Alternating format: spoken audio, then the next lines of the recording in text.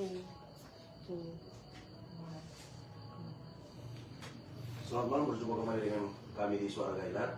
Malam hari ini kita kedatangan sih, tapi kita menampilkan ganti profesi. Tapi sebelum kita salam Suara Gairah dulu. Oke. Jadi Oli Dadi, Oli Buka semua. Malam ini kita bersama-sama dengan Kaubet bicara tentang tema yang cukup menarik ini, ugel demokrasi, hubungan gelap demokrasi. Jadi bicara hubungan gelap ini kan pastinya itu ada praktek-praktek persinahan gitu. Kalau hubungan gelap itu kan pasti tidak baik gitu. Tidak baik itu dalam kacamata kebanyakan orang, apalagi kita orang Indonesia ini selalu menganut adat-adat ketimuran katanya. Itu kalau hubungan gelap itu tidak baik pasti. Kau melihat itu dari perspektif mana sih kalau hubungan gelap ini? Baik, Pak Kris. Sebelum saya mulai, yang pertama saya salam Suara Gairah dulu untuk Polda Buha. Yang kedua bagi saudara-saudara Muslim, saya ucapkan selamat Hari Raya Islam Hijrah yang ke-1445 pada tahun ini. Lalu sekaligus besok untuk teman-teman Chinese Gongsi Pacar ya. Ya, besok Hari Raya Imlek. Terus hari ini juga saya ucapkan selamat ulang tahun kepada GMKI, Gerakan Mahasiswa Kristen Indonesia yang ke-74, ulang tahun yang ke-74, Omnus Day. Dan hari ini spesial juga saya ucapkan selamat ulang tahun kepada host kita. Saya tidak mau buka. Chris Paliosa. Selamat ulang tahun, bro. Terima kasih, Kaubet. Baik. Sehubungan dengan tema kita yang hubungan gelap dalam demokrasi. Tapi oleh dari gua saya ingin memulai dulu dari demokrasi itu sendiri supaya bisa jelas mengapa beberapa fenomena kali ini kita katakan hubungan gelap demokrasi. Yang pertama, Pak Rizky, bahwa demokrasi itu sebenarnya antitesa dari sistem pemerintahan sebelumnya. Ada monarki, ada aristokrasi, ada oligarki, bahkan oligarki itu cenderung tirani. Sekelompok kecil dengan kekuasaannya, baik modal dan sebagainya, dia yang mengatur segalanya. Sehingga kemudian antitesa dari sistem-sistem itu muncullah demokrasi. Demokrasi yang dalam konsep kita dari, untuk dan oleh rakyat. Kemudian muncullah beberapa terminologi Vox Populi, Vox Dei, suara rakyat adalah suara Tuhan.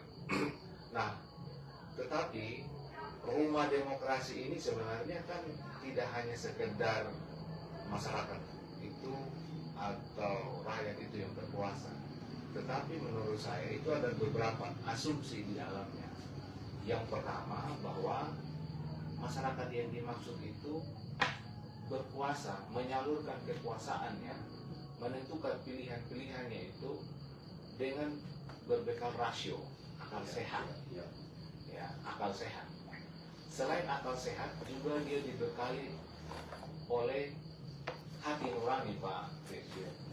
Hati nurani ini, Pak Kris, sesuatu yang unik yang Tuhan ciptakan dalam setiap individu, yang tidak bisa dideteksi bagaimana caranya dia menentukan sikapnya. Nah, inilah yang sampai hari ini belum bisa ditemukan apa yang mengendalikan hati nurani ini. Nah, saya dalam segala keterbatasan saya mensyukuri itu bahwa mungkin memang Tuhan titipkan hati nurani setiap Kristen supaya kita bisa membedakan mana yang baik, mana yang benar, gitu ya. Karena walaupun manusia itu tidak memiliki pengetahuan yang cukup dan sebagainya, tapi berbekal hati nurani dia bisa menentukan mana yang baik dan yang benar. Tapi bukan berarti Hanura ya. Oh, bukan, itu Hanura kan nampak ya. Saya lanjutkan. Ada rasio ya, akal sehat, ada hati nurani, tetapi dia menggunakan itu dalam kondisi bebas dari tekanan. Pak Fris. Jadi demokrasi itu, ketika kita mengatakan demokrasi, masyarakat memimpin dengan cara menentukan pilihan, ada dia menggunakan akal sehat dengan hati nurani, tetapi juga dalam kondisi bebas tekanan. Tekanan itu bentuknya macam-macam, bisa intimidasi, bisa iming-iming, bisa macam-macam gitu. Tetapi yang dimaksud itu adalah memang kondisi idealnya dia harus dalam keadaan bebas dari tekanan. Nah, yang idealnya kan seperti itu, Pak Fris. Yang ideal seperti itu. Nah, dengan yang seperti itu, maka dia dimaksudkan untuk mendorong terjadi perubahan peradaban. Terjadi perubahan peradaban. Diasumsikan pengetahuan atau informasi yang dimiliki oleh masyarakat itu cukup lengkap untuk mengambil satu keputusan. Karena banyak sekali pilihan-pilihan, gitu. Terus orientasinya untuk menyelesaikan masalah yang terjadi dalam masyarakat, dan akhirnya ekosistem itu ekosistem yang belajar. Ini idealnya. Tetapi dalam prakteknya demokrasi itu ada pembiasan, terjadi bias di situ. Nah, ada beberapa, menurut saya banyak sekali artikel ataupun literatur yang membahas soal ini. Tapi saya berusaha untuk menyederhanakan saja. Yang pertama, bahwa tadi kan datangnya berdasarkan pilihan bebas dengan informasi yang lengkap, disertai dengan akal sehat dan hati nurani. Kemudian mulai bergeser ini, ada pembiasan. Katakanlah soal primordial, Pak. Jadi orang mulai memilih dengan alasan-alasan primordial. Ada alasan agama, ada alasan etnis. Kalau kita di Sumba, ada alasan kampung. Sudah di kampung, ada alasan rumah lagi ya. Dari mana rumahnya gitu kan? Nah, rumah besar begitu kan. Kalau sudah rumah besar, nanti mana yang hubungan darahnya lebih dekat lagi gitu. Nah, sudah mulai, dia sudah ini. Jadi bukan masalah gagasan, ya, bukan masalah bagaimana ke depan, tetapi pilihan ini dilakukan based on berdasarkan ya tadi ada agama, ada kampung. Nah, kalau kita di Sumba tidak cukup kampung, di kampung masih ada rumah. Rumah besar dari mana? Nah, rumah besar nanti itu ada lagi siapa di dalam rumah itu gitu kan. Nah, itu yang pertama. Terus yang kedua mulai transaksional, Pak. Nah, transaksional pada derajat yang paling menurut saya paling rendah dari kebiasaan ini, dan menurut saya masih bagus, itu adalah program. Kalau masyarakat memilih seseorang, maka seseorang ini akan memberi bayarannya dalam bentuk program-program yang tepat bagi pengembang masyarakat. Buat saya ini masuk akal, ini bagus gitu. Ada juga yang transaksionalnya, misalnya soal posisi, Pak Fris. Misalnya Pak Fris, kalau pilih saya nanti saya akan usahakan supaya Pak Fris punya jabatan ini dan sebagainya.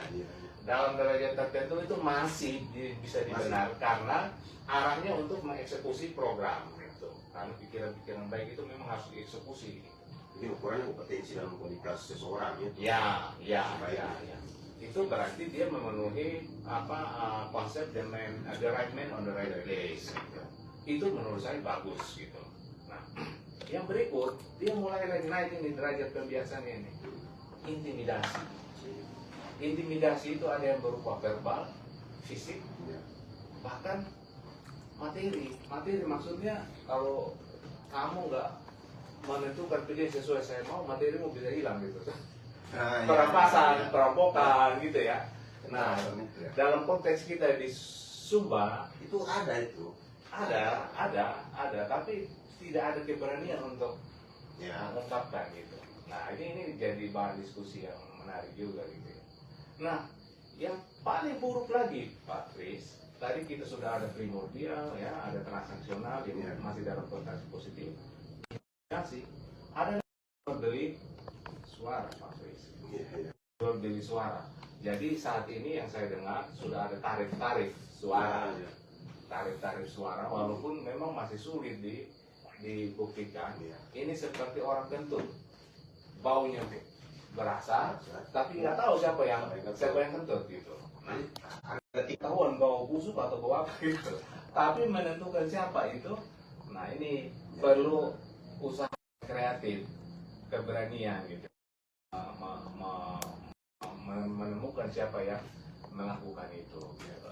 Nah, jadi yang ingin saya katakan bahwa apa yang tadi soal intimidasi dan sebagainya itu kan bagian hubungan gelap, Pak Fris. Nah, ya. Dari demokrasi. Demokrasi itu kan harusnya transparan. Transparan.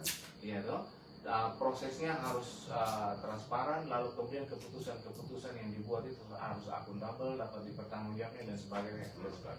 Nah, saya masuk pada hal yang menarik, Pak Fris.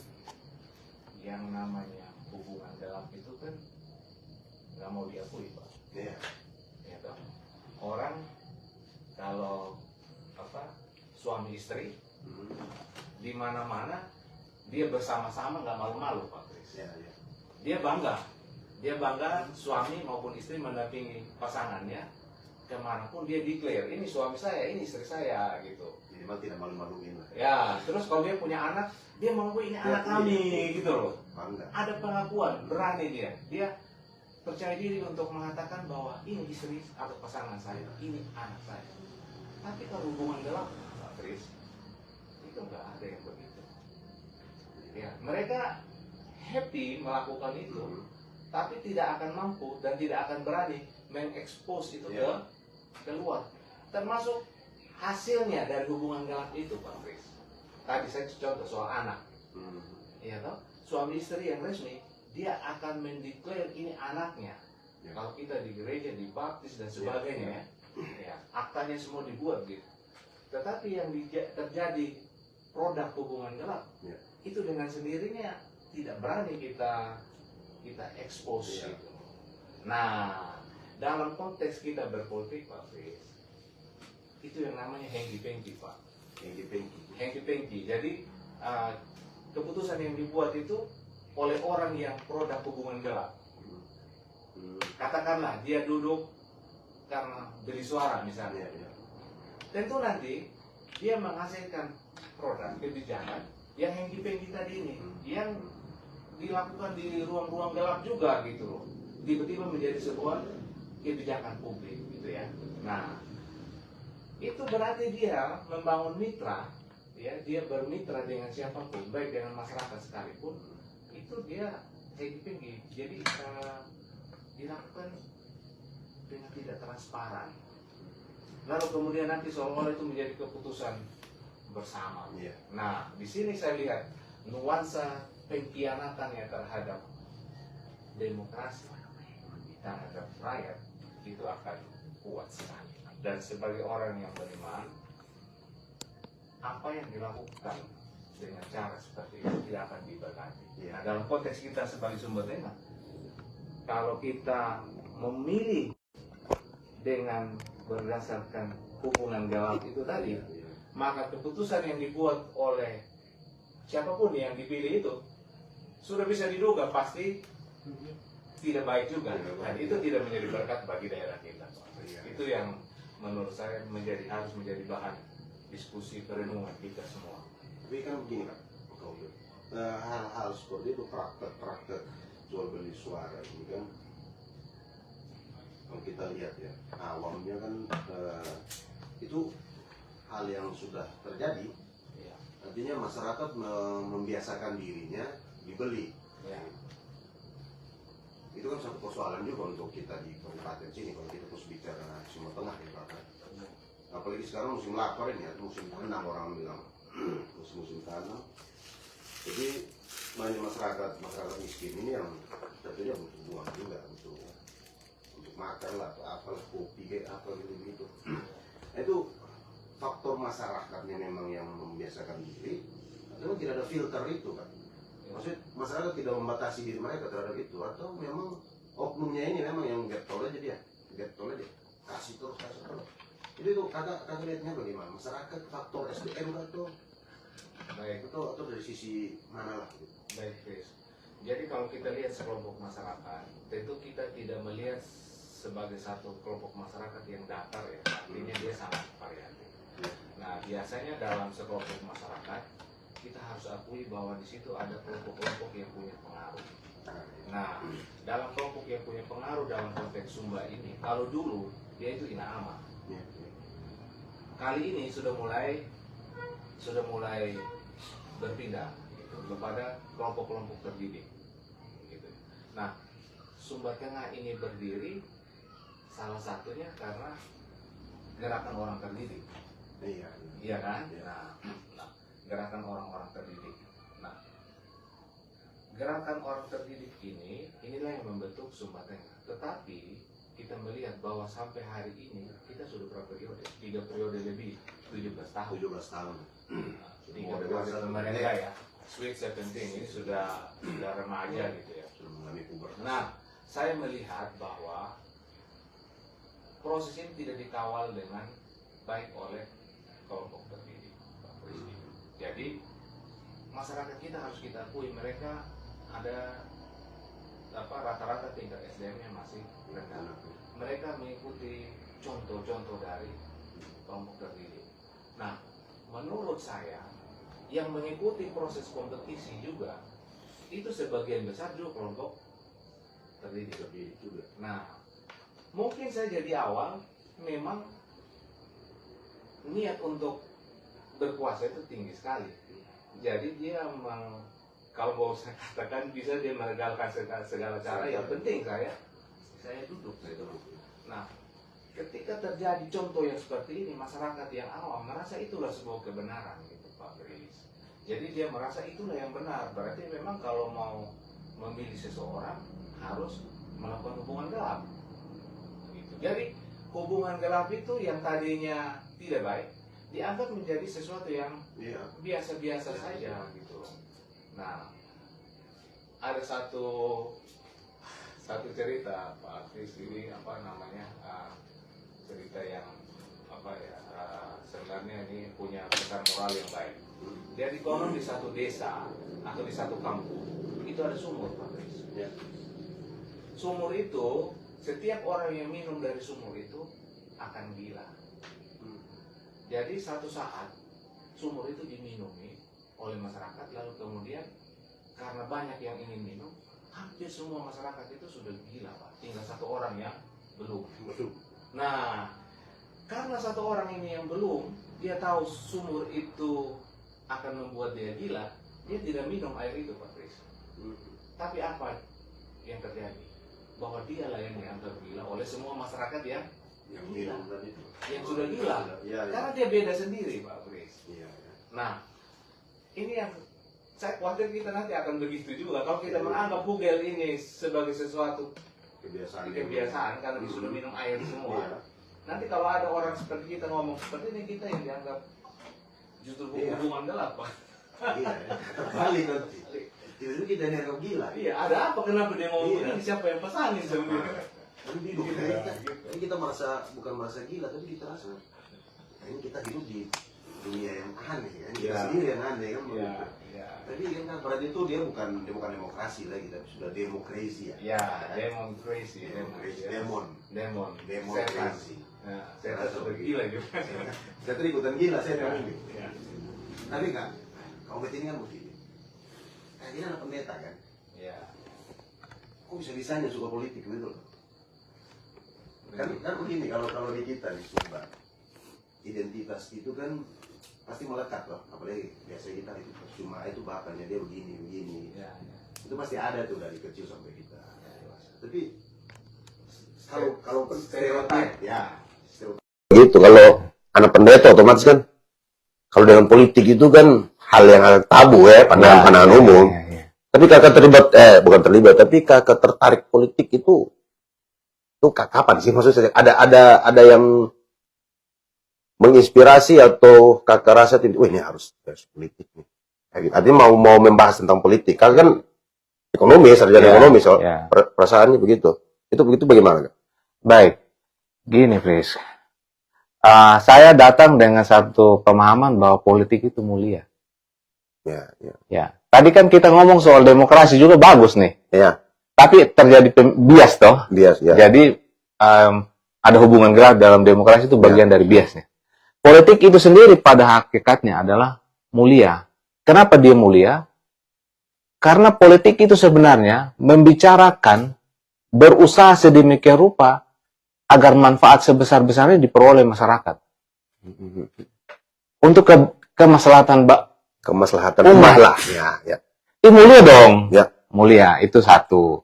Lalu yang kedua, sejak mahasiswa, saya puji Tuhan itu bisa masuk dalam satu ekosistem di mana kita harus berorganisasi.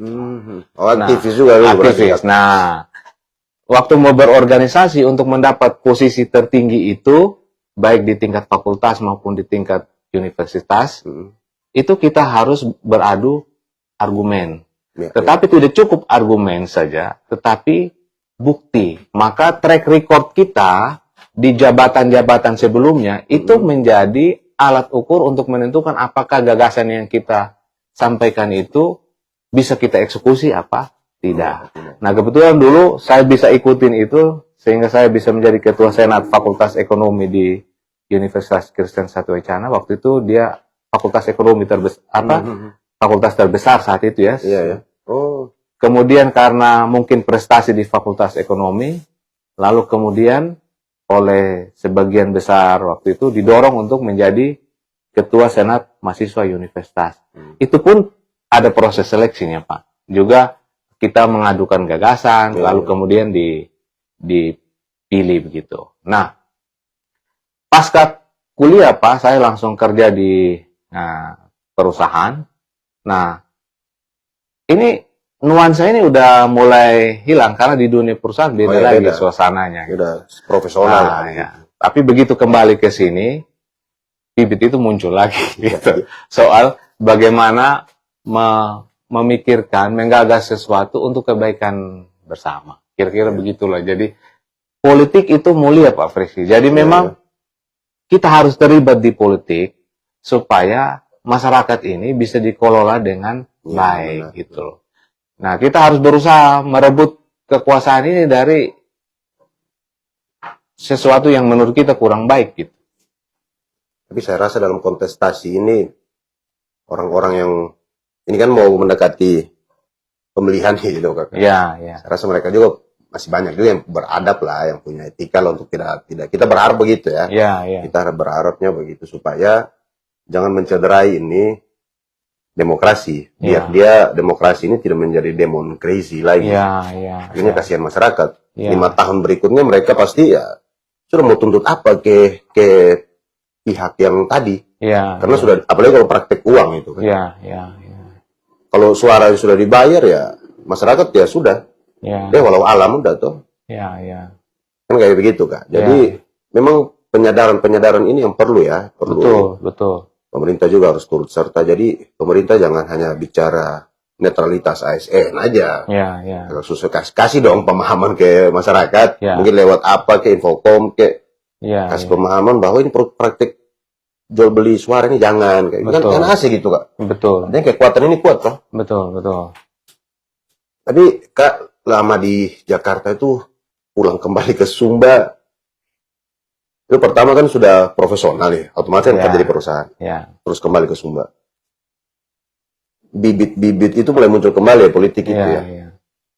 Itu karena memang lihat kondisi di sini atau kondisi Sumba Tengah atau bagaimana tuh? Baik, baik. Sebelum sampai ke situ, Pak Fris, ada satu yang saya perlu juga sampaikan terkait dengan aspek pertama tadi. Ya. Dalam sejarah perjalanan bangsa kita, mungkin yang saat kita sudah mulai mengerti, Fris sudah mahasiswa saya kira. Ya. Ada satu saat di mana waktu itu pemilihan gubernur DKI Jakarta ya, di mana terjadi pembelahan yang luar biasa ya, baik di Jakarta bahkan dia beresonansi sampai ke seluruh Indonesia gitu ya. Nah, saya ingat pesannya mantan ketua Muhammadiyah ya, yang sudah almarhum, siapa namanya, yang dari orang Padang inilah, Bu Yasa Buya Safi ya, Safi Ma'arif ya. Oh, Safi Ma'arif. Dia bilang, kan kondisinya saat itu demonstrasi benar-benar setan itu setan gila berdemonstrasi gitu. Dia bilang ini saatnya orang-orang yang mengerti, orang-orang benar jangan cuma duduk diam. Saatnya harus bangkit lawan. Karena kalau tidak masa depan negara ini itu bisa rusak. Iya. Nah, dalam konteks kita Sumba Tengah, menurut saya, kita sudah lama lah menikmati atau menjalani proses yang kita buat saya tidak happy gitu. Gelisah gitu. Nah, tadi kan Frix bilang kita ada orang-orang beradab. Ya. Tetapi yang dibutuhkan orang-orang saat ini kepada mereka yang tercerdaskan, orang-orang yang rasional, yang beradab ini, tidak hanya cukup yang penting saya pilih yang baik. Tidak cukup. Tapi dia juga harus sekarang bergerak. Menyampaikan kepada saudaranya, ke pasangannya, dan sebagainya bahwa mereka harus memilih yang benar. Gitu. Karena kalau tidak, masa depan Sumba Tengah ini akan terancam, Pak Kris. Kita akan menjadi satu daerah yang benar-benar mati. Ini nanti bisa kita kembang. Nah, saya tadi pertanyaan yang Fris disampaikan. Jadi, Pak Fris, memang kami suami istri udah bekerja di Jakarta. Tapi suatu saat, Pak Fris, ya ini mungkin karena anak pendeta juga ya. Jadi kami kalau ke gereja, itu kebetulan gereja kami di Duta Injil ya, di Mall Ambassador, itu yang jadi majelis itu biasanya sudah posisinya CEO gitu, COO gitu ya, CFO gitu, direktur lah mereka, level direktur. Kenapa? Tahu nggak mereka bisa jadi majelis karena mereka punya waktu. Jadi kalau ada masalah, kami yang diperintah, manajer GM yang diperintah. Nah, saya sama istri bilang kapan kita jadi seperti itu gitu. Artinya kapan kita punya waktu? Saya lagi beribadah, tiba-tiba ditelepon presiden saya, "Bet, kamu di mana?" "Saya lagi ibadah, Bu." "Kamu keluar dulu," katanya. "Kenapa?" Lagi ibadah nih, Pak. "Iya, lagi ibadah." Akhirnya saya keluar. Sampai di luar, dia sampaikan masalah. "Sebentar, Bu. Udah, kamu selesaikan masalah ini, nanti kamu ibadah lagi jam berikut." Gitu. Nah, itu mengganggu saat itu. Loh, saya kerja ini, saya dikasih fasilitas, mobil, kalau rumah sakit harus ke dengan kelas tertentu gitu. Saya pikir-pikir untuk apa saya? Ternyata saya nggak punya waktu untuk diri saya sendiri, apalagi untuk orang lain ya. keluarga. Jadi mulai terpikir nih, mulai terganggu nih rasa nyaman, Pak Fris. Mulai terganggu nih, saya mau dapat fasilitasnya saja atau saya mau punya waktu. Dalam perjalanan hidup kami merasa bahwa kami harus punya waktu untuk diri kami sendiri dan keluarga. Jadi begitu adik kami meninggal, itu semacamnya mendapat momentum untuk pikiran itu kami teruskan. Jadi saat itu kami berpikir, daripada nanti sudah tua baru balik ke Sumba, kita tidak mampu berbuat apa-apa lagi. Ibarat kelapa itu santannya sudah habis, gitu. Nah, mumpung kami masih muda, ya kami kembali dan ya kami lakukan sesuatu lah yang bisa kami lakukan dengan keadaan kami untuk Sumba Tengah. Tapi ada tuh orang-orang yang sudah tua di luar Sumba, terus pulang Sumba pas tua. Iya. Tapi mau bicara perubahan. Ya. Kan agak aneh ya. Ya, memang orang tua yang saya berkarya di luar, tiba-tiba pas pulang Sumba harus buat perubahan begini-begini. Saya mau maju apa sekarang? Kan aneh ya. Tidak. Yang mana ya? Waktunya dihabiskan banyak di luar, tiba-tiba mau pulang langsung saya konyong-konyong bicara perubahan ya, agak aneh sih. Menurut saya begitu. Ya, bisa juga. Iya, agak aneh. Seharusnya kan harus ada kontribusi dulu di Sumba atau di Sumba Tengah. Biar nanti begitu pulang, modal sosialnya dapat. Jangan ujuk-ujuk muncul, oh harus saya mau ini. Nah, bisa jadi karena dia kumpul modal, Pak Fris. Oh, bisa jadi. Artinya di dalam benak dia, bahwa kumpul modal dulu, baru bisa do something di Sumba gitu loh. Tapi melakukan sesuatu di Sumba itu harus jadi pemimpin gitu. Dan prosesnya itu tadi, melalui hubungan gelap itu. Hubungan gelap. kemungkinan besar akan ke sana. Pasti ke situ. Ke sana Karena transaksional otomatis. transaksional gitu. Itu jelas. Tapi memang saya juga dengar-dengar ya isu-isu sih ini. Iya. Di beredar di masyarakat bahwa politik uang ini digila sekarang katanya. Iya. Sudah mulai menjamur lah. Artinya banyak masyarakat yang sadar bahwa itu tidak baik, tapi ya lagi-lagi dalam kondisi mereka yang butuh uang, malahan orang-orang yang tercerdaskan juga, kalau dikasih 1 juta, katanya begitu di harga tiketnya mulai naik, Iya, ada yang 250, 500, 700 sampai yang 1 juta. Iya, iya. Karena orang-orang yang rasional juga berpikir nih 1 juta lumayan lah Kak. Iya. Walaupun ya entah nanti mereka tusuk atau tidak ya, kita kurang tahu ya metode apa yang mereka pakai. Tapi saya rasa terlalu besar sekali kalau bisa bermain di angka itu. Iya. Itu gila, modalnya besar sekali. Iya. Kalau menurut Kakak itu saya rasa itu tidak baik tapi ya. Ya pasti tidak baik. Pasti tidak baik, tapi masyarakat ya anggap ya sudah terima aja begitu. Ini memang berarti kondisi kabupaten ini memang lagi parah juga sebenarnya. Artinya apa ya, masyarakat tidak membentengi dirinya lagi. Iya. Ya kalau Kakak lihat kondisi secara keseluruhan kabupaten dengan keadaan kayak begini. Iya. Itu apa kira-kira faktor-faktor apa sih sampai masyarakat harus berpikir itu hal yang biasa aja? Ya, pertama tadi ini saya gambarkan toh Pak Bris bahwa ini sudah terjadi proses pembiaran yang lama sehingga yang salah ini dianggap biasa. Jadi kalau ditanya siapa yang paling bersalah, orang-orang terdidik lah. Kalau menurut saya, kita harus menerima itu bahwa kita tidak melakukan peran kita dengan baik. Apalagi yang terdidik sampai kuliah loh. Iya toh? Karena waktu kuliah itu ya ilmu pertama, matematika kuliah pertama itu soal value, soal nilai-nilai. Iya toh? Ya, ada ilmu alamiah dasar, ilmu budaya dasar dulu. Iya kan, agama dan sebagainya. Benar. Itu soal basic loh, soal basic nilai kita gitu loh. Nah, yang bukan cuma dibicarakan, itu harus diaplikasikan, dipraktekkan gitu. Nah, terkait dengan kondisi kita saat ini menurut saya, memang yang sadar ini jangan cuma diam. Harus segera tularkan virus-virus positif ke masyarakat bahwa ini sesuatu yang salah. Ini akan merusak masa depan Sumba Tengah. Contoh konkret tadi Pak Fris ngomong 500.000. Ya. Kalau dia target 1.000 suara, berarti dia harus kasih keluar berapa itu? 500.000, berarti 500 juta ya? 500 juta. 500 juta.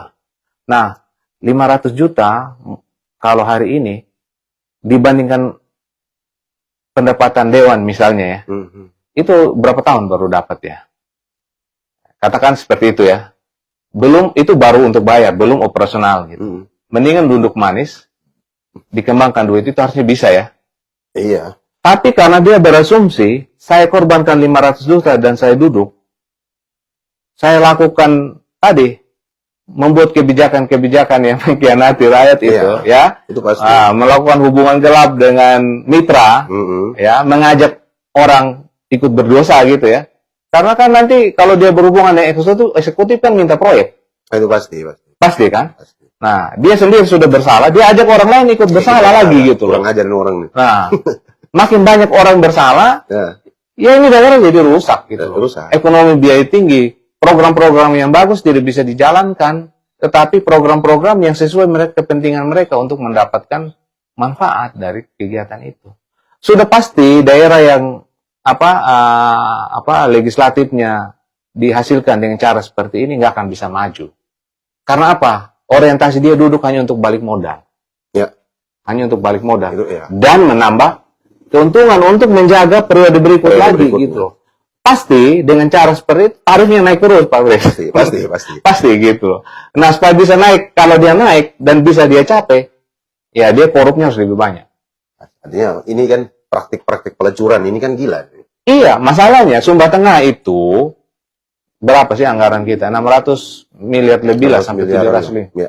Ini kan anggaran yang tidak terlalu banyak perubahan sejak dari yang pertama. Karena memang hanya pakai standar. Hitungan standar, luas wilayah, jumlah, pokoknya ada komposisi tertentu gitu, ada malnya lah ya. Iya. Nah, orang-orang yang duduk di sana hanya untuk mencari untung, dia tidak berpikir, dia tidak akan kreatif untuk bagaimana membesarkan dana ini. Gitu. Meng-create program yang mungkin tidak bisa kita support dengan dana APBD, tapi bisa disupport dari dana APBD provinsi atau pusat. Itu kemarin Pak Friski, waktu kami mengundang Deputi 2 Kantor Staf Presiden, Pak Abednego Tarigan, ternyata banyak sekali sebenarnya peluang-peluang ketika kita berkreasi di daerah, kita dorong itu bisa disupport gitu loh oleh pemerintah pusat. Jadi tidak hanya mengandalkan APBD yang rumusnya sudah jelas itu gitu. Itu iya, saya kaget juga Deputi 2 ya. Iya, Deputi 2 kepresidenan itu. Iya.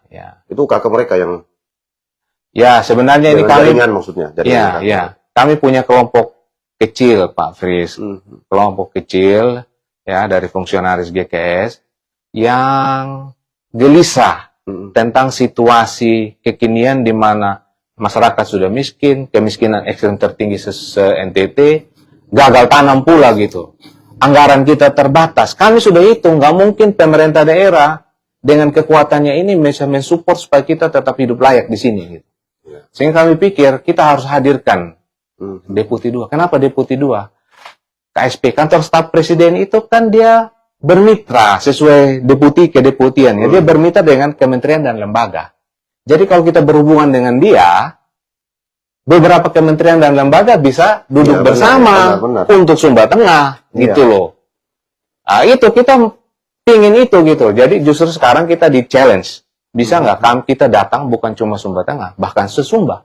Ngomong soal gagal rawan pangan ini. Gitu. Jadi memang atau mungkin karena ya saya tidak mengkritisi pejabat juga, tapi kalau toh ternyata di pusat sana banyak program-program, ya selama ini mereka kerja apa sih yang dari sini pergi ke pusat tuh untuk meng-create atau apa kayak begitu? Maksudnya tidak ada hal yang baru begitu di Sumba Tengah. Yang baru paling hanya baliho-baliho caleg aja di jalan sekarang. Ya memang sekolah itu ada waktunya Pak Kris, tapi belajar itu seumur hidup gitu. Jadi menurut saya kita memang harus selalu belajar, mengupdate semua informasi, terutama kebijakan-kebijakan yang tidak hanya ada di ranah tingkat daerah, kabupaten atau kota saja, tetapi sampai kepada pusat. Nah, menurut saya memang harus ada, mungkin ya, kalau memang belum ada ya, tim seorang kepala daerah itu harus ada memang tim kecil yang berpikir itu dari bawah sampai ke atas gitu ya. Sehingga peluang begitu ada kebijakan tertentu dari atas dia harus bukan cuma ngerti, dia harus tahu kepada siapa dia harus berhubungan gitu. Siapa key person dari urusan ini gitu. Kemudian networking dia bangun gitu. Nah, kalau kita aja yang tanpa fasilitas bisa begitu, pasti mereka bisa. Pasti bisa. Asal mau pasti bisa. Kita aminkan aja mereka. Pasti bisa. Semoga habis Valentine itu kan hari kasih sayang, mereka bisa tergerak lah ya. Betul. Pasti bisa. Asal mau ya. Asal mau. Pertanyaannya mau apa tidak? Saya tidak bisa jawab itu. Dan jadi soal. Ya. Karena banyak juga yang menurut saya kalau saya lihat aktivis-aktivis yang sekarang juga tidak mau keluar dari zona nyaman. Artinya dulu pernah beraktivis, tapi begitu masuk di zona nyaman, mulai teduh, mulai tenang. Mungkin ada pertimbangan-pertimbangan tertentu ya. Tapi kita berharap suara-suara kebenaran itu bisa ada terus lewat mereka. Tapi Kak begini ya, kita kembali coba di hubungan gelap tadi itu. Itu kan otomatis praktek-praktek zina itu pasti itu jelas praktek zina itu, dan itu masif loh terjadi sekarang.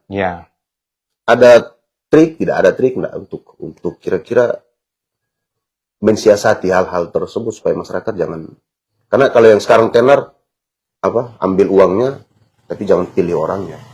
Tapi si pemberi uang sekarang dia mulai pintar juga. Kadang kan triknya pakai ya sudah kasih KTP atau apa. Dulu saya ingat di Sumba Timur kan. Praktek uang itu pakai ambulans dulu. Ya, dulu. Hanya tidak tahu sekarang, mungkin lebih canggih mungkin sekarang gitu.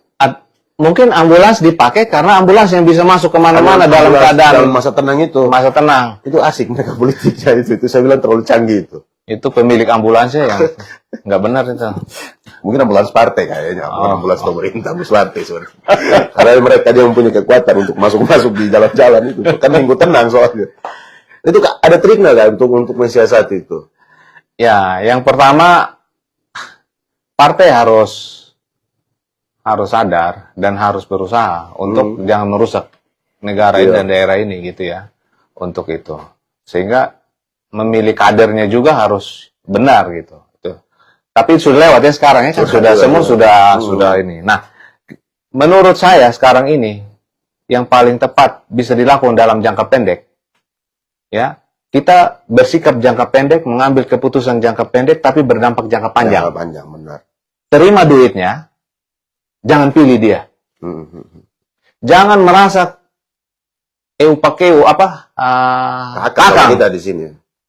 Ini manusia yang kasih duit, bukan manusia Pak Akang. Iya. Karena dia merendahkan dirinya sendiri, dia merendahkan Plus dia rendahkan si penerima. Karena sebenarnya ini kita harus menggunakan akal sehat, pakai hati nurani, ya kan? Dan dalam keadaan bebas. Ini dia datang merusak itu, hati nurani kita dia rusak. Iya. Apalagi akal sehat, sudah dibolak-balik akal sehatnya. Iya. Hati nurani aja dirusak. Dan bebas itu tidak ada, dia intimidasi dengan alasan Pak Akang tadi tidak tahu diri lah, apa sudah terima tapi ya siapa suruh lokasi kan? Iya. Iya. Atau mungkin para ini yang pemberi uang ini tuh mungkin kualitasnya mungkin tidak kompeten mungkin ya, tidak percaya diri kayaknya, atau malu-malu sih mereka itu ya, untuk maju, jadi mau tidak mau pakai cara itu. Ya kombinasi sih Pak Kris, tapi menurut saya ya kombinasi antara tidak percaya diri, tidak kompeten dan sebagainya. Tapi yang pasti motivasinya buruk Pak Kris. Ya. Kan sebenarnya organisasi dewan itu diadakan untuk membangun daerah, makanya dia dibilang pemerintah daerah kan, bagian dari pemerintah daerah. Check and balances-nya bisa berjalan dengan adanya anggota dewan yang berkompeten gitu, punya motivasi yang baik untuk masyarakat gitu ya. Tapi ketika itu dirusak, pasti motivasinya bukan untuk itu, untuk dirinya sendiri. Pasti itu udah nggak mungkin. Jadi omong kosong itu kalau sudah pakai duit dan kemudian dia berpikir untuk rakyat. Untuk rakyat. Dan mungkin rakyat itu hanya alasan saja untuk dia mengeruk keuntungan pribadi gitu. Keluarga, alasan keluarga, apa dia bilang yera, apa semua itu alasan, tidak ada hubungannya keluarga ini dengan urusan ini gitu. Jadi jangan mendegradasi kekerabatan kita, hubungan keluarga kita untuk kepentingan saya mendapatkan manfaat, tapi saya nggak berbuat banyak juga untuk masyarakat. Bahwa itu memalukan sebenarnya, memalukan diri sendiri dan keluarga ya. Ketika kita berusaha dengan cara yang salah, lalu kita di sana juga tidak produktif gitu. Sama juga, nanggung kan? Iya, gitu. Jadi masyarakat, olidadi mereka ini, kalau misalnya dewan mereka tidak kasih turun kaca, ya minta maaf saja, ya kan? Ya. Dewan kan biasanya pas dia sudah naik tapi tidak pernah kasih turun kaca, tidak pernah tegur. Ya wajar saja kalau misalnya ternyata suara mereka dibeli, suara rakyat kan dibeli. Jadi ya suka-suka dewan lah. Kalau misalnya mereka naik karena faktor itu. Tapi ya saya rasa memprihatinkan juga itu. Iya kan Kak? Ini ada yang lucu ini Fris. Jadi kita seolah-olah ngomong yang gelap dulu ya. Nah, kita anggap ini lucunya yang gelap ini tadi ya. Nah, sekarang kan masyarakat dia memilih kan karena dia dibayar. Ya toh? Terus masyarakat komplain. Kok setelah duduk nggak perhatiin saya? Gitu. Ya ngapain juga dia perhatiin kamu? Kan dia sudah bayar. Selesai urusan. Iya. Waktu saya pergi ke toko, saya beli rokok. Saya sudah bayar, saya ambil rokoknya, tidak ada hubungan kita, tidak ada hubungan, urusan apa-apa. Tidak ada lagi, selesai. Lu sakit, ya urusan lu gitu, suka-suka lu gitu kan. BPJS aja. BPJS. BPJS juga dia tidak mau tahu ada BPJS apa tidak. Kan sudah selesai urusan kita. Hubungan kita berakhir. Ya itulah kalau yang namanya hubungan gelap itu ke prostitusi juga begitu. Habis hubungan selesai. Gitu, bayar selesai gitu. Nah, itu satu. Yang kedua, kadang-kadang kami turun, saya sendiri turun gitu. Ini kami tidak diperhatikan kelompok-kelompok begini. masalahnya juga di satu tempat kan tidak fokus kepada satu orang. Nah, misalnya kalaupun dia ini dewan yang baik, kalau dia bilang loyal terhadap konstituen, dia juga tidak tahu siapa konstituen di tempat itu gitu loh. Nah, sebenarnya perlu kecerdasan bersama juga, bukan cuma caleg, tetapi masyarakat juga, supaya benar-benar mereka itu menjadi mengutus wakil yang benar-benar memikirkan mereka begitu. Ini tadi masih dalam konotasi yang negatif, ya. Tapi sebenarnya kalau positif, siapapun dia tidak pilih apa dia memilih, itu konstituen kita yang harus kita perjuangkan itunya masalah yang mereka hadapi gitu. Memang apa ya Kak ya? Saya lihat kalau kondisi-kondisi begitu, ini masyarakat saat ini entah kita bilang, kan banyak tuh yang bilang, wih orang Sumatera Tengah itu pintar, cerdas. Rata-rata ya kalau rata-rata cerdas lah mereka bilang. Tapi kalau sudah masalah begini, masalah politik ini, itu mulai kebingungan nih orang-orang nih. Karena faktor-faktor keluarga nih, hubungan-hubungan ini. Jadi kadang hanya tercerai-berai, terpecah belah hanya karena faktor pilihan. Orangnya keluarga sebenarnya. Tapi mulai ada yang, ya istilah di bahasa pasarnya mulai ada yang hangat lah, percuma keluarga tidak pilih. Artinya kita belum dewasa untuk dalam demokrasi sekarang. Tapi kakak rasa itu ada seperti itu di Sumba Tengah, khusus Sumba Tengah? Ya itu yang menurut saya sisi negatif dari kekeluargaan yang dipelihara tidak sesuai jalurnya. Ya. Kekeluargaan itu kan mulia adanya. Tapi ketika yang mulia ini dikaitkan dengan kepentingan pribadi kan sudah tidak benar. Gitu kan. Ya harus jujur juga orang kita ini di keluarga sendiri pun kadang kalau ada yang mau muncul dihadang gitu, supaya jangan ada matahari lain di dalam keluarga kita kan. Kebiasaan buruk. Nah, padahal di sisi yang lain konsep bertumbuh sekarang ini bukan konsep bertumbuh sendiri, ekosistem yang belajar dan bertumbuh bersama. Masyarakat yang maju, negara-negara yang maju ini kan tidak ada one man show, harus tumbuh kembang bersama. Nah, kalau kita masih mainkan peran-peran seperti itu, Pak Fris, kita akan tertinggal sama zaman. Jadi nanti Pak Frisky, kalau kita tidak tahan gila di sini, kita keluar dari Sumba. Kita hidup di mana daerah di mana kita bisa berkreasi. Karena Sumba terlalu kental dengan yang seperti itu. Nah ini tidak akan maju-maju gitu loh. Nah, tapi masa kita mau sih daerah kita begitu, generasi kita seperti itu. Jadi menurut saya memang konsep berpikir dari kita semua harus dirubah gitu ya. Kebiasaan yang kekeluargaan, kekerabatan yang mulia ini yang disalah manfaatkan harus diluruskan kembali. Harus diluruskan kembali begitu. Jangan dimanfaatkan untuk masa urusan jadi dewan kok urusan keluarga. Tidak nyambung gitu loh. Emang yang dibahas di dewan ini keluarga, kampung. Kan Sumba Tengah yang dibahas. Kalau sampai saja masyarakat, ini saya berharap masyarakat benar-benar berusaha memahami. Kalau sampai saja keluarga itu yang dijual, artinya selalu diomong di awal karena alasan keluarga, harusnya harus sadar bahwa ini salah. Karena mana mungkin nanti seorang dewan, dia hanya memikirkan keluarganya sendiri, berarti masyarakat di tempat lain yang tidak ada hubungan kekerabatannya, atau derajat kekerabatannya kurang, akan dicuekin. Pasti tidak baik gitu loh Pak. Itu yang saya juga kalau cerita-cerita dengan kawan-kawan tuh kakak sering bilang, weh dia kalau maju tuh bisa dia keluarga tebal, ada keluarga. Saya dalam hati saya bilang kalau ukuran itu semua orang bisa maju. Kan tidak ada filter kalau saringannya cuma karena faktor keluarga. Bukan itulah yang kita butuh di Sumatera Tengah kan. Harus punya gagasan. Ini kabupaten 17 tahun. Ini sudah masa-masa pubertas toh. Seharusnya sudah mulai kemana-mana.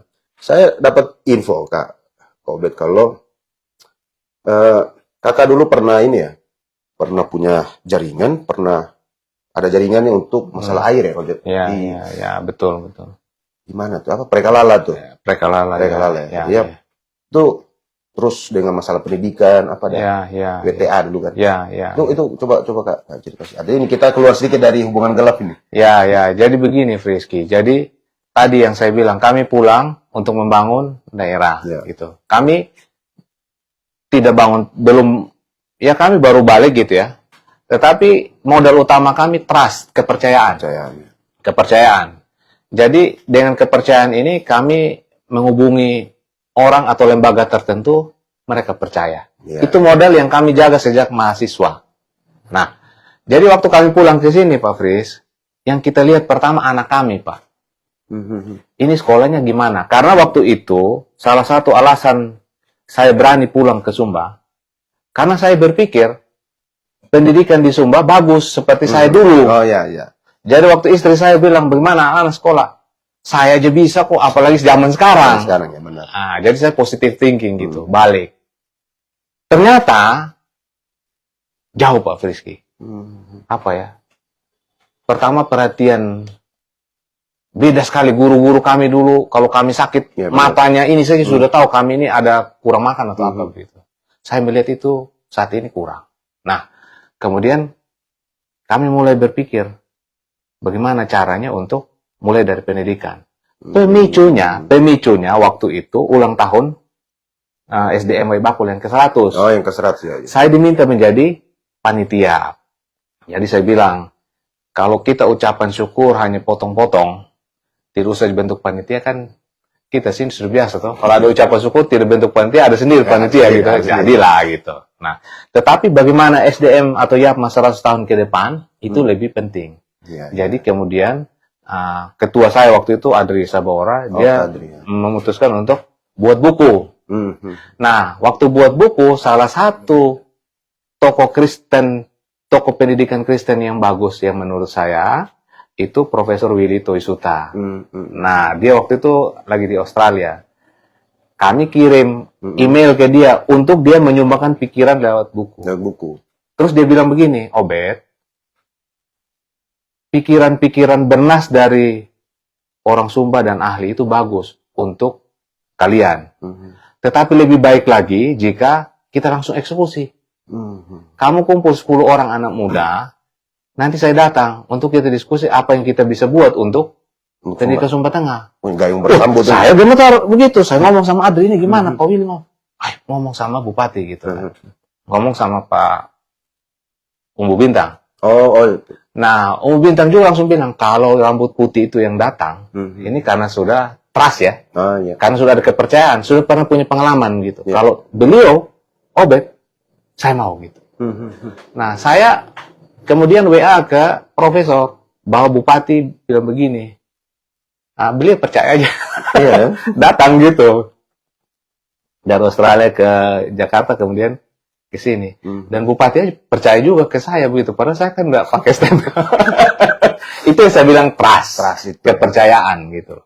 Nah, begitu ke sini kita mulai untuk kemudian ada bangun konsultan pendidikan, bekerja sama dengan pemerintah daerah, kemudian juga UNICEF ikut ya setelah itu. Nah, yang menarik waktu itu dia bilang begini si Profesor, Bet, waktu kamu sampai di Hubak, ada sekitar 9 kilo dari sini ada sumber air yang bagus. Dulu saya pernah berenang di sana katanya. Oh, kilo 9 nih. Saya antar dia ke Pulau Sawah. Ya. Sampai di sana dia lihat. Kita duduk begini. Lagi musim kemarau waktu itu. Berdiri sambil lihat. Kamu luar biasa orang Sumba ya, Obed ya, dia bilang. Iya, kenapa Bapak? Bukan main. Tahun 61 saya pernah berenang di dalam katanya. Bukan di luar, di dalam. Sampai hari ini tidak ada perubahan katanya. Airnya masih seperti itu. Tapi kamu orang Sumba, air yang luar biasa ini kamu buang ke sawah, langsung ke laut, dia bilang begitu. Padahal airnya bagus. Harusnya bisa banyak hal yang kamu dapat dari air ini. Saya bilang karena SDM kita Bapak. Tapi kan waktu diskusi tadi kamu bilang, akar kemiskinan di Sumba Tengah adalah ketiadaan air, keterbatasan air. Sehingga orang untuk bertani dan sebagainya kurang, susah. Ya itu saya bilang karena SDM. Kita tidak bisa membawa air dari Weklosawa ke Sumba Tengah. Nah, terus dia, ya sudah kita selesai. Begitu dia pulang, 1 bulan kemudian dia telepon. Obed dia bilang, saya lagi diskusi dengan teman saya, duta besar Ceko katanya. Duta besar Ceko. Cekoslovakia itu. Ya, Ceko. Ceh. Nah, bagaimana Bapak? Saya sudah putuskan supaya mereka punya pilot project di Sumba karena teknologi air bawah tanah terbaik itu di Ceko katanya. Jadi Teknologi mereka air bawah tanah. air bawah tanah terbaik katanya. Jadi saya sudah putuskan pilot projectnya di Sumba. Kan you bilang air bermasalah deh.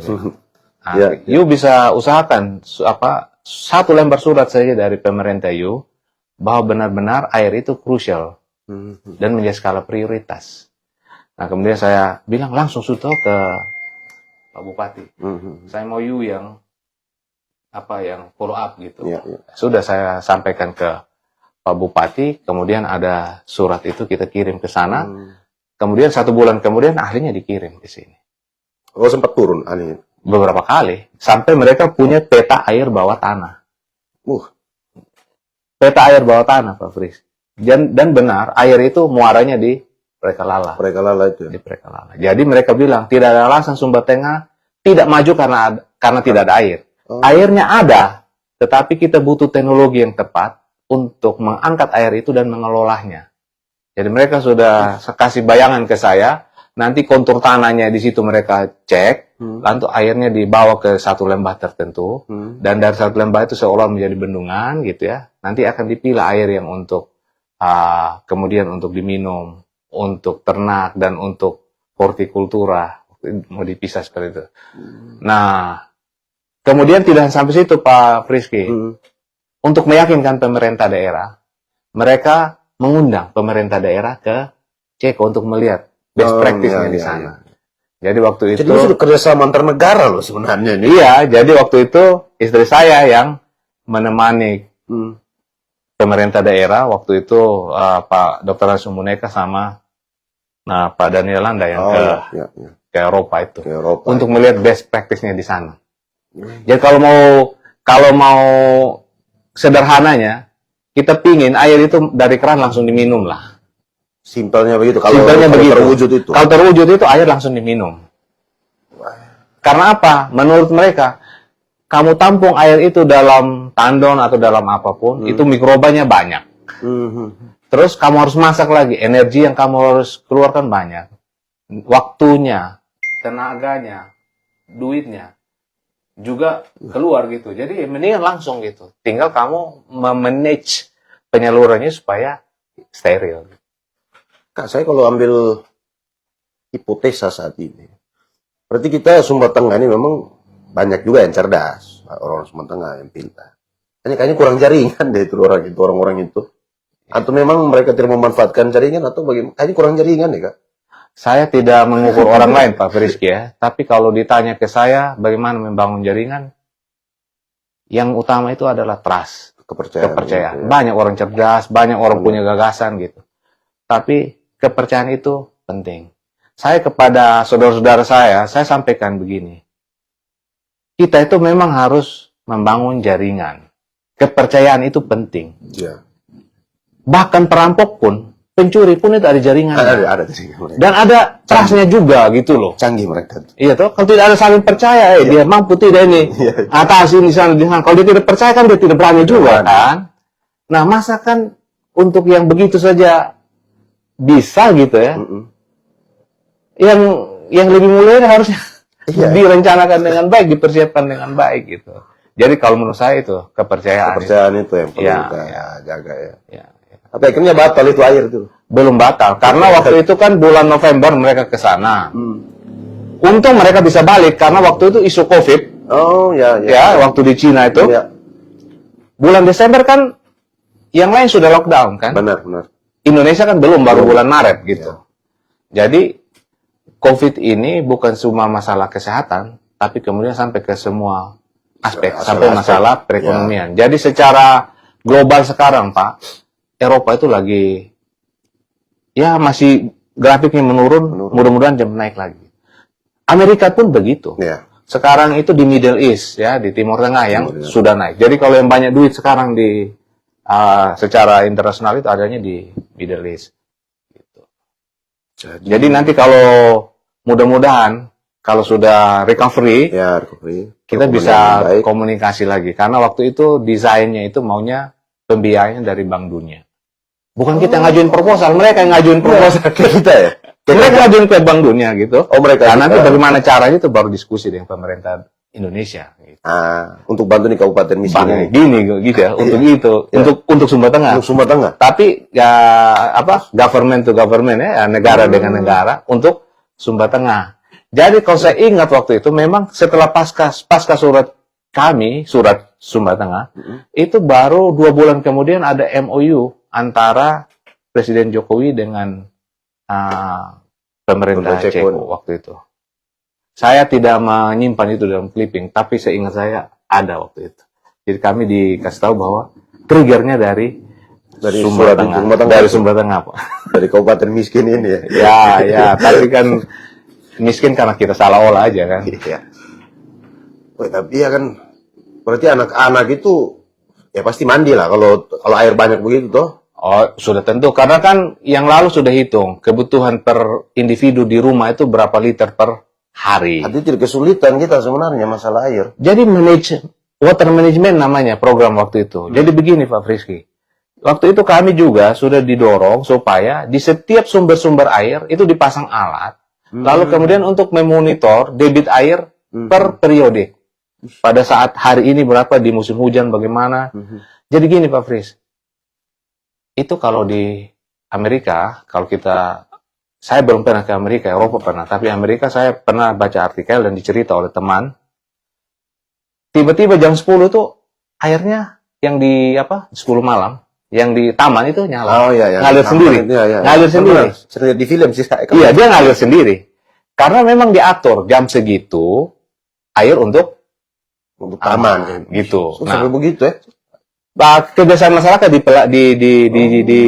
dipelajari, lalu kemudian mereka membuat keputusan pengelolaannya seperti apa gitu. Nah, misalnya di Sumba ya, katakanlah ini air dari kapan anak alam menggunakan air dari Mataredi, dari sumber air di Matawoga itu.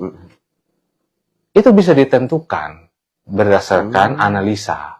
Lalu kalau ini habis, ngambilnya dari mana? Jadi sumbernya sumbernya dari semua tempat, tapi menggunakan dari sumber mana itu diputuskan oleh pengurus pengelola water management.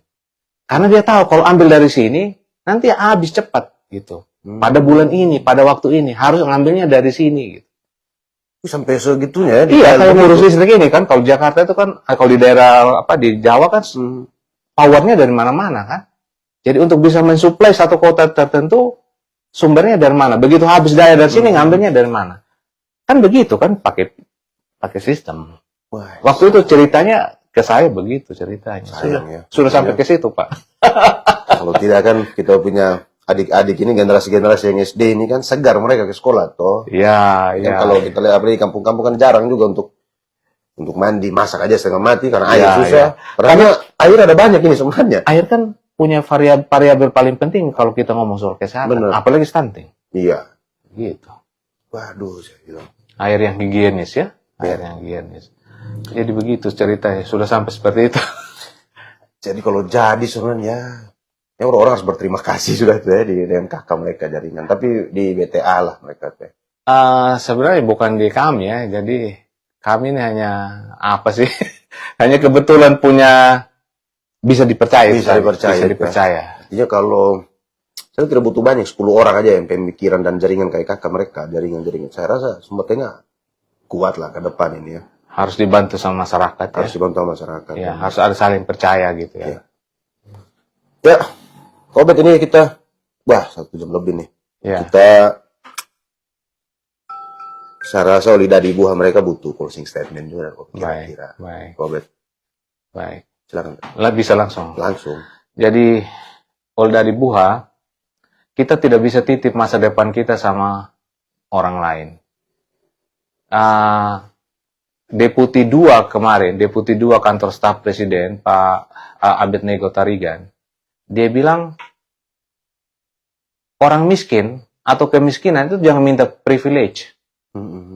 Ya, tidak ada privilege itu untuk orang miskin. harus berjuang sendiri, gitu ya, berjuang sendiri. Jadi kami di challenge ini, kita ditantang masyarakat Sumba Tengah melalui pemerintah, masyarakat, lembaga keagamaan.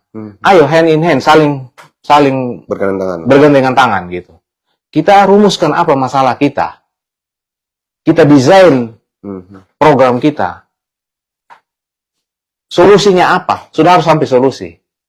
Nah, mana yang bisa di backup oleh APBD?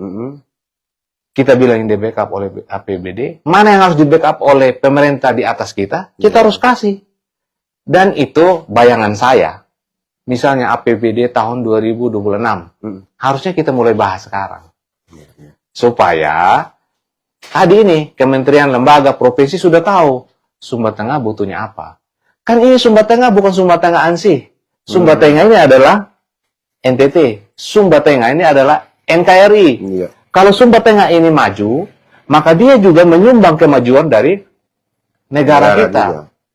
Persoalan bagaimana kita meng-create program agar program yang dijalankan di Sumba Tengah itu punya kontribusi terhadap achievement atau capaian dari program nasional. Nah, harus berpikir sampai seperti itu. Itu sebabnya sangat relevan kita berpikir global, bertindak lokal. Itu yang dibilang John Naisbitt ya di Megatrends dulu ya. Gitu. Saya kira itu all dari buah yang bisa saya share kepada Suara Gailar, juga kepada all dari buah sekalian. Jadi terima kasih Kobet. Ya. Begini ya. Ulang lagi kalau saya salah. Yang salah harus dibenarkan. Jadi terima kasih oleh dari Buah. Kita berakhir sampai di sini. Nantikan program kami selanjutnya untuk hari Sabtu mungkin ya. Hari Sabtu atau hari Senin lah. Besok ada. Besok untuk KPU dan Bawaslu. Oh ya. Besok kita KPU dan Bawaslu ekstra untuk bicara tentang penyelenggaraan pemilu. Terima kasih dan selamat malam.